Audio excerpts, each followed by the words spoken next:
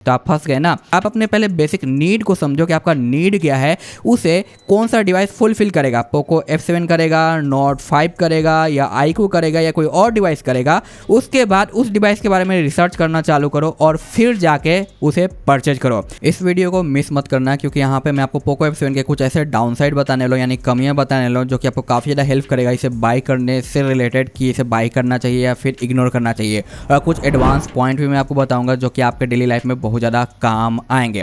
आप I know बहुत ज़्यादा कंफ्यूज हो गए कि पोको F7 लेना चाहिए या फिर नोट 5 लेना चाहिए, फिर iQOO Neo 10 लेना चाहिए। तो यहाँ पे कुछ चीज़ें मैं कंफर्म कर दूंगा, और आई नो कि आपने बहुत सारे वीडियोज भी देख लिए होंगे, बट स्टिल कन्फ्यूजन होगा। तो किसी भी चीज़ का सिर्फ और सिर्फ प्लस पॉइंट देख के डिसीजन लेना बेवकूफ़ी होती है। सबसे पहले उसका डाउन साइड आपको पता होना चाहिए, ताकि वो डाउन साइड आपके डेली लाइफ में आपको इरिटेट ना करे। अगर वो डाउन साइड आपके किसी काम का है ही नहीं, तो डाउन साइड होना और ना होना बराबर हो जाता है। इसलिए आज का ये वीडियो इसी के ऊपर होने वाला है। एक बार पूरा देख लेना और अपना ओपिनियन जरूर शेयर करना। वीडियो अच्छा लगता है तो प्लीज़ लाइक करके शेयर कर देना, और पॉसिबल हो तो हाइप भी दे देना।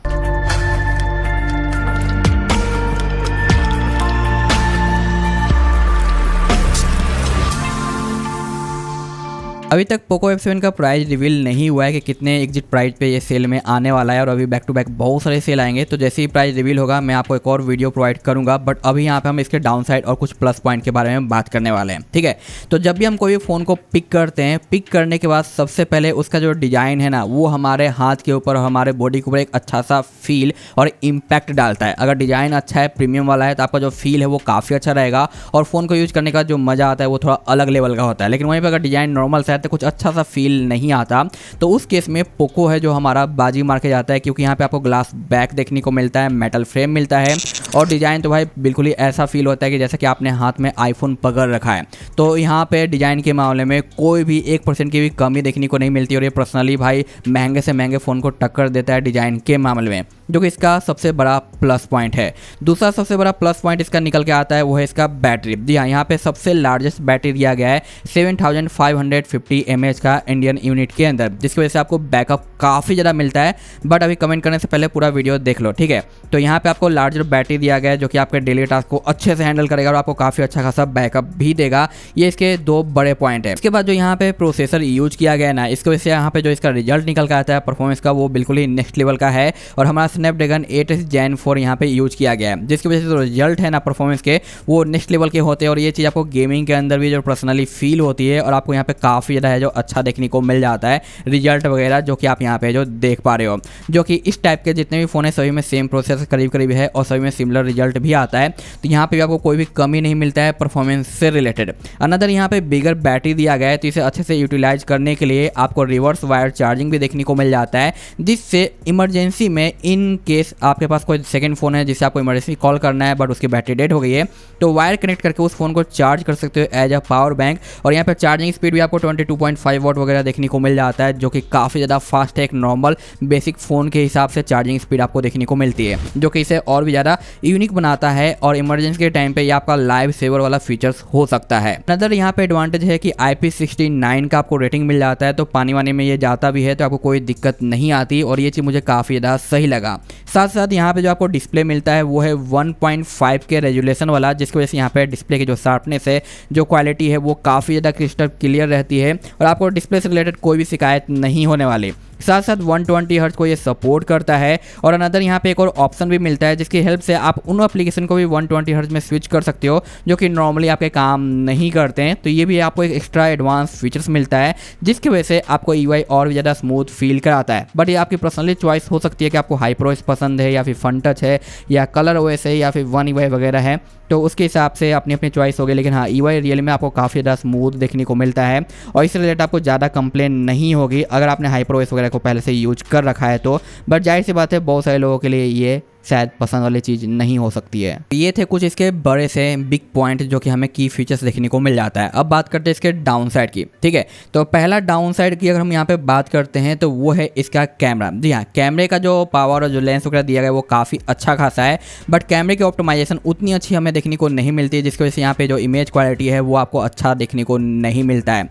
लेकिन डोंट वरी, अगर आप अपने फ़ोन के अंदर Gcam को अटैच कर देते हो तो आप अपने कैमरे की क्वालिटी को 2 से 3x बेटर कर सकते हो और उसके बाद इसका जो रिजल्ट आएगा वो काफ़ी ज़्यादा अच्छा आपको देखने को मिलेगा। तो कैमरे को इंप्रूव किया जा सकता है, बस आपको एक जीके में अटैच करने की ज़रूरत है और इसके ऊपर मैंने वीडियो भी दे रखा है। तो इसकी भी प्रॉब्लम को आप काफ़ी हद तक जो रिड्यूस कर सकते हो, फिक्स कर सकते हो। अनदर यहाँ पे एक और आपको इशू देखने को मिलता है, वो है गेमिंग से रिलेटेड, क्योंकि अभी तक जितने भी इस लेवल पे फ़ोन आए हुए हैं, नोड हो या फिर आपका आईक्यू वगैरह हो, सभी में आपको 120 FPS अनलॉक मिलता है बाय डिफ़ॉल्ट, जो कि आपका है जो गेमिंग फीचर्स की वजह से 144 तक जाता है।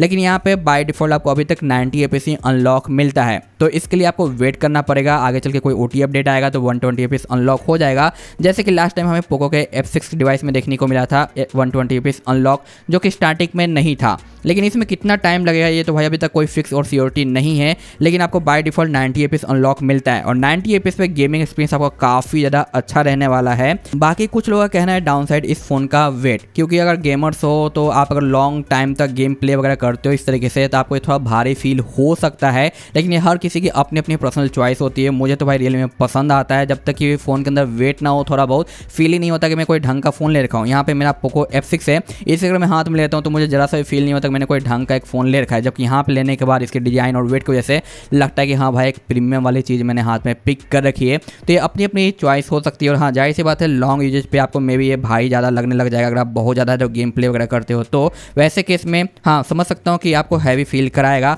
अदरवाइज ये भी आपकी पर्सनल चॉइस हो सकती है कि इसका वेट ज़्यादा है या फिर बाकी अदर मैटर आपके लिए कर सकता है। अनदर यहाँ पे आपको देखने को मिलता है इसका बैटरी। जी हाँ, बहुत सारे लोगों का कंप्लेन है कि इसका जो बैटरी बैकअप है ना वो 5000 mAh जैसा ही है, जबकि इसमें बैटरी कैपेसिटी काफ़ी ज़्यादा हायर साइड देखने को मिलता है।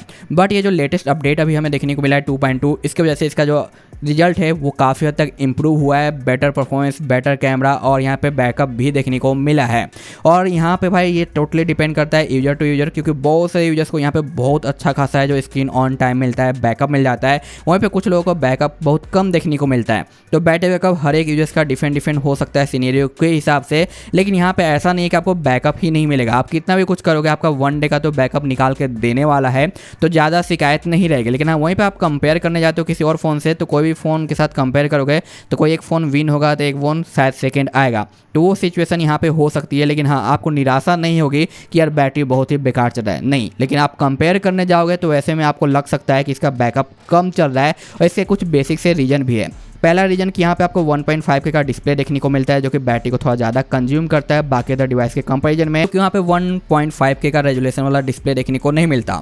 दूसरा यहाँ पे एक और ऑप्शन दिया गया जिसकी हेल्प से आप बाकी सभी एप्लीकेशन को 120 FPS पे स्विच कर सकते हो, जबकि आईक्यू और कुछ ऐसे डिवाइसेज है जहाँ पे कुछ एप्लीकेशन उस तरीके से काम नहीं करते और उनका जो EY है काफ़ी ओल्डर साइड दिखाई देता है, जिसकी वजह से वहाँ पर आपको बैटरी कंजप्शन भी थोड़ा बहुत कम देखने को मिलता है और यहाँ पर थोड़ा सा ज़्यादा देखने को मिलता है। थोड़ा बहुत यहाँ पर आपका मेटल फ्रेम है तो ये थोड़ा जल्दी हीट को गेन करता है, ऐसा नहीं कि बहुत ज़्यादा हीट करता है, तो थोड़ा बहुत हीटिंग होता है जिसकी वजह से बैटरी रिड्यूस होता हुआ आपको फील होता है और ये दिखाई भी देता है, जबकि आईक्यू और नोड में आपको शायद ये चीज़ देखने को ना मिले। तो ये छोटी छोटी कारणों की वजह से आपको यहाँ पे बैकअप में थोड़ा सा डाउन साइड देखने को मिलेगा, बट इतना भी ज़्यादा डाउन साइड नहीं है कि भाई आप इसकी बुराई कर सको, लेकिन हाँ है थोड़ा बहुत। अनदर चीज़ जो कि डाउन साइड में मैं ऐड करना चाहूँगा कि पोको हमेशा MEMC का एक फीचर्स प्रोवाइड करता था, जो कि इस फ़ोन के अंदर से रिमूव कर दिया गया है, जो कि हर एक पोको यूजर्स को ये चीज़ पता है, जिसकी वजह से लोग कहते हैं कि अगर MEMC होता यहाँ पे तो और ज़्यादा अच्छा होता, बट ये फीचर्स यहाँ पे नहीं दिया गया जो कि बाकी अदर पोको के अंदर देखने को मिलता है, जैसे कि इसके अंदर बाकी और डिवाइस के अंदर।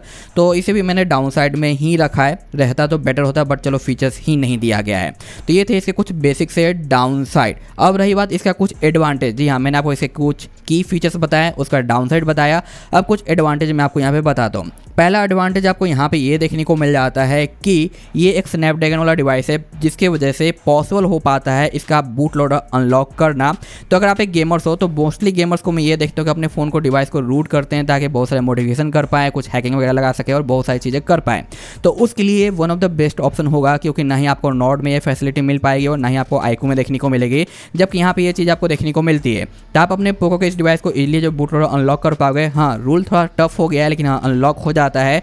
अनलॉक हो जाने के बाद आप इसके अंदर जितना चाहो वैसा मॉडिफिकेशन कर सकते हो, सॉफ्टवेयर चेंज कर सकते हो, इसके अंदर बहुत सारी चीज़ें डाल सकते हो, मॉड्यूल वगैरह ऐड करके आप और भी चीज़ें अनलॉक कर पाओगे, जिससे आपका जो परफॉर्मेंस है ना वो बिल्कुल ही नेक्स्ट लेवल तक चला जाएगा। तो ये चीज़ भाई यहाँ पे आपको काफ़ी ज़्यादा बेहतरीन देखने को मिलता है। अब रही बात कि इन सभी के डाउट्स को क्लियर कैसे करें, अगर आपका मन में फिर भी स्टिल डाउट है तो सिंपल आप मेरे चैनल के ऊपर आ जाओ। उसके बाद अगर आप मेरे प्लेलिस्ट पे जाओगे जो कि पोको F7 का है। तो यहाँ पे मैं एवरीडे जब भी कोई अपडेट आता है, कुछ नया चीज़ आता है पोको F7 का, तो वो चीज़ मैं यहाँ पे प्रोवाइड करता रहता हूँ। तो इनके कुछ वीडियोज अगर आप वॉच कर लेते हो ना, तो आपके सारे डाउट्स क्लियर हो जाएंगे कि पोको F7 को बाई करना चाहिए या फिर नहीं करना चाहिए। मैं आपको कभी भी फोर्स नहीं करता कि हाँ ये प्रोडक्ट ले लो, बहुत अच्छा है। आपके पास बहुत ज़्यादा ऑप्शन है और पॉकेट से आपका पैसा जा रहा है, आपका हार्ड मनी जा रहा है।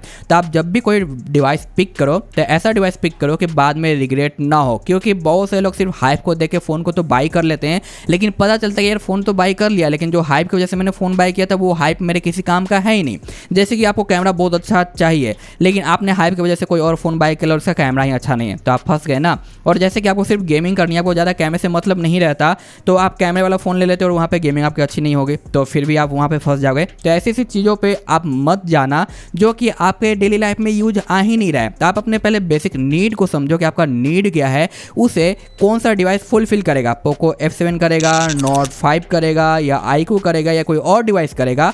उसके बाद उस डिवाइस के बारे में रिसर्च करना चालू करो और फिर जाके उसे परचेज करो, क्योंकि रोज़ का रोज़ पैसा लगाना अच्छी बात नहीं है। तो आप अगर चाहो तो यहाँ पे मेरे कुछ वीडियो चेकआउट कर सकते हो जो कि हमारा इस डिवाइस से रिलेटेड है, जो कि आपका काफ़ी ज़्यादा हेल्प करेगा। ये है हमारा स्टार्टिंग का रिव्यू जब इसका एक OT अपडेट आया था जिसमें हीटिंग वगैरह कंट्रोल किया गया था, तो इससे आपको काफ़ी अच्छा खासा आइडिया लग जाएगा। उसके बाद ये 2 गेम प्ले है जो कि 120 FPS अनलॉक करके गेम प्ले टेस्ट करके दिखाया गया है, ताकि आपको पता चले कि जब इस डिवाइस के अंदर 120 FPS ऑफिशियली अनलॉक होगा तो कैसा परफॉर्म करेगा। और इसके रिजल्ट भाई रियली में काफ़ी ज़्यादा अच्छा है और आपको ये बिलीव भी नहीं होगा, इसे आप एक बार जरूर चेक कर लेना। और आपको GCam यूज करना है तो यहाँ पे आप देख सकते हो मैंने GCam का वीडियो दे रखा था, इससे आप अपने कैमरे को और थोड़ा यूटिलाइज कर सकते हो, काफ़ी अच्छी फोटोज वगैरह निकाल सकते हो, तो वो भी देख लेना।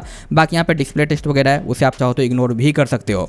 बाकी नीचे की आते हैं तो यहाँ पे आप देख सकते हो मैंने बताया भी था कैसे अनलॉक करना है 120 FPS। यहाँ पे टेम्पर ग्लास वगैरह बताया था, इसे आप इग्नोर कर सकते हो। कि यहाँ पे जो OT अपडेट आया था उसका भी डिटेल दिया था कि उस OT अपडेट में क्या कुछ फिक्स हुआ है, परफॉर्मेंस कैसा गया है। तो हर एक अपडेट वगैरह आता है उसका मैं इन्फॉर्मेशन है जो देता रहता हूँ, तो इनसे भी आपको काफ़ी अच्छा आइडिया लगेगा कि स्टेप बाय स्टेप कितना ज़्यादा इंप्रूवमेंट हमें देखने को मिल रहा है हर अपडेट के बाद फ़ोन के अंदर, या फिर डाउन साइड देखने को मिल रहा है। और कुछ दिन पहले मैंने एक और रिव्यू दिया था कि इसे बाई करना चाहिए नहीं, इसमें भी मैंने कुछ चीज़ें बताई थी रियल वाली चीज़ें, तो वो आप मेरा देख सकते हो। और यहाँ पे मैंने कुछ यूजर्स का यूजर एक्सपीरियंस भी शेयर कर रखा है, तो ये भी आप देख लेना, थोड़ा लॉन्ग वीडियो है। और बाकी अभी 2.2 का जो लेटेस्ट अपडेट मैं यहाँ पे यूज कर रहा हूँ उससे रिलेटेड भी मैंने यहाँ पे इन्फॉर्मेशन दिया है, वीडियो दिया है। तो जब भी कोई भी फ़ोन का जब रेगुलर अपडेट आता है उस अपडेट का डिटेल आप निकालोगे ना, तो आपको पता चलता है कि कंपनी फ़ोन के अंदर अपडेट देके फीचर्स को बेटर कर रही है, परफॉर्मेंस को बेटर कर रही है, या फिर डाउन साइड कर रही है, या फिर जस्ट वैसा का वैसा ही छोड़ रही है।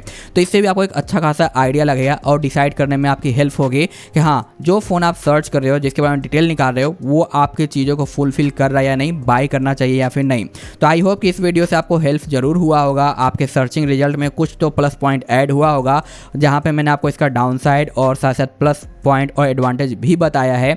और मेक श्योर कि जब भी आप परचेज करो कोई एक अच्छा सा फ़ोन बाई करो, ताकि आपको बाद में रिग्रेट ना हो कि यार मैंने हाइप के चक्कर में गलत फ़ोन ले लिया और मुझे इसकी नीड नहीं थी। तो पहले अपना नीड समझो, उसके बाद डिसीजन लो और फिर पेमेंट करो, ठीक है? क्योंकि सेल तो भाई आते जाते रहेंगे, सेल के पीछे मत भागो, अपनी क्वालिटी और कंटेंट के ऊपर ध्यान दो कि हमें क्या करना है, क्यों ले रहा हूँ, उसे ये फुलफिल कर पाएगा या नहीं। ओके, तो बस आज के लिए इतना ही सा था, मिलता हूँ नेक्स्ट वीडियो में। Thanks for watching, bye bye.